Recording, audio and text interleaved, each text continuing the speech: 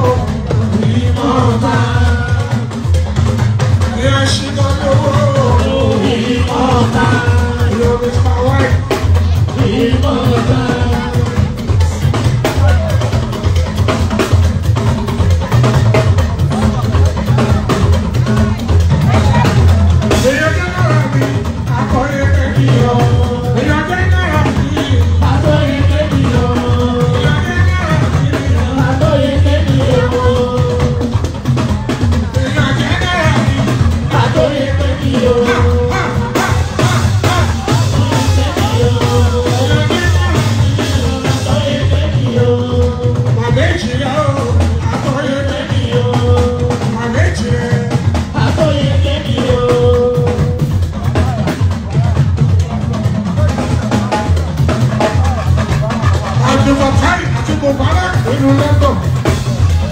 Abdulfatai àti Mubarak nínú London. Ìbátà ló kí wọn. Ìbátà ló ní kí ilé ọkọ̀ inú kẹ́yìn ìmọ̀ta. Ọkọ̀ inú kẹ́yìn ìmọ̀ta. Ọkọ̀ sọ́jọ́gbẹ̀ ìwé ṣe.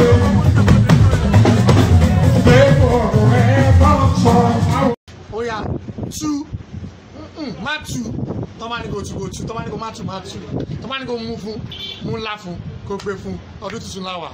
Ẹ̀yin tèmi ẹ jẹ́ pé bí ò sẹ́yìn kò sẹ́mi, ẹ̀yin màámi, ẹ̀yin brothers mi, ẹ̀yin sisters mi, àjọ padà. Ẹ ṣe mí lóore kan, lọ́wọ́ tẹ wà yìí, tẹ bá fẹ́ máa rí mi wò bí ìran, tẹ fẹ́ máa tún máa gbádùn mi lọ sí, ẹ mọ̀ tẹ́ máa ṣe, ẹ kò subscribe, ẹ mọ̀ tẹ́ ẹ̀ lọ́mẹ̀, Orokilawa TV. ẹ máa rí everything ẹ fẹ́ mọ̀ nípa anybody tó wà ní movie industry àbí ní entertainment ẹ fẹ́ mọ̀ pa wọn ẹ máa rí lórí Orokilawa TV.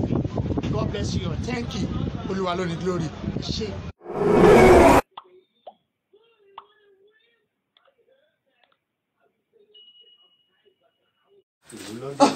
Àṣàkẹ́ kò sí dùn ọmọ báyìí kò sí o òde àná òde ni òde òní òde ni ìlú London yaba ó sì yaba òde ní yóò lárinrin ìlú London kódà gan Démọ́lá gbogbo Bangkok ó ṣẹ̀ṣẹ̀ bá mi sọ̀rọ̀ tán láìpẹ́ yìí ni. kékeré nìyẹn Démọ́lá fi ọ abz malians ó ṣẹ̀ṣẹ̀ pè mí tán ọmọ ológo dákun já lọ. ìyànda bá mi Àṣàkẹ́ abẹ́wò àgbà mi ni kí ló dáwọ́ sàpá lórí kò sí nǹkan báyìí. àbóyè ọmọdé yìí burú ni ṣé wo mọ̀ pé arómi rẹ ló nílẹ̀ Èkó arómi rẹ ló nílẹ̀ Èkó ẹ̀kọ́ tó lọ bá arómi rẹ àti joyè oyè oníṣẹ́mọ́ ẹ̀ṣọ́ Ìkòyí àwọn Oníkòyí mà ló nílẹ̀ àwọn ní bàbá wa o arómi rẹ ló nílẹ̀ Èkó. mọ dọ́ọ̀lù ògo mọ dọ́ọ̀lù ó mọ̀ pé ẹni tó ń ṣọjọ́ òbí lónìí ọmọ arómi rẹ Àlàdé Àbúgà òun ló ń ṣe nǹkan ọlọ́jọ́ òbí ònínú ibẹ̀ là ń lọ nílùú London wo kò ní bàjẹ́ fún ẹ Àlàdé Àbúgà ọmọ arómi rẹ. Happy birthday to you, long life and prosperity. Ìgbà ọdún kan ò ní mọ̀ọ́sì, agara owó ò ní dá ìwọ tí ìṣọdún eléyìí. Wàá ṣe tẹ̀mí tọmọtaya pẹ̀lú àìkú tí í ṣe baálẹ̀ ọ̀rọ̀. Àlàdé Àbúgà ọmọ arómi rẹ ọmọ ọlọ́jọ́ bí òní. Wo ojú owó kì í pọ́n dáadáa o. Ojú owó ò ní pọ́n ẹ. Aṣọdúnmọ́dún ní ṣàwọ̀ aṣọdúnmọ́dún. Aṣoṣùmọ́ṣù ní ṣàwọ̀ aṣoṣùmọ́ṣù. Bàbá gbálé bá gbàtà. Àtànlá adarí ẹ̀ sí. Bàbá bomi sórí. Abálẹ̀ wá. Ire gbogbo.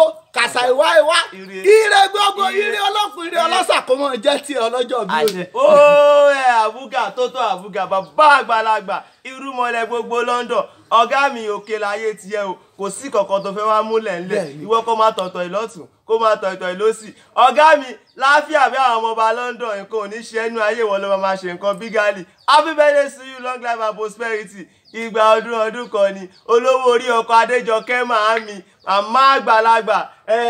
wo Àlàdé Àbúgà ọlọ́jọ́ bí òní àwọn èrò pọ̀ tó ní a máa kí ọ látòrí bàbá àgbàlagbà ẹ̀sánpù fújì ọ̀ríjínà fújì nọ́mbà wọn ẹ̀yà CNN fújì ìkẹ́ ànábì Mádìbà bàbá ọgbọ́n wọ́n ní ká kí ẹ pé long life and prosperity. bẹ́ẹ̀ni Ọmọbọ́lá Mrs. Ọmọbọ́lá Lansampa gbogbo London àwọn náà ni màmí Sarah àwọn náà ni kàmákìyìn. Alhaji Waliu Akọ bàbá Wàlíyá wọ́n ní ká kí ẹ pé ìgbà ọdún kan ni gbogbo aláyé lulu àfàsùlọ pátápátá lápapọ̀ wọ́n ní ká kí yín nílé lóko níbí lọ́hùn ní gbogbo bí wọ́n ní ká máa kí yín wọ́n ní ní báwọn kí náírà kó àtijọ́. Àlàdé Àbúgà long life and prosperity wo àròjọ mùsùlùmí London ya torí àwọn immigration wọ́n máa ṣe rárá. ìmúra mi sáà.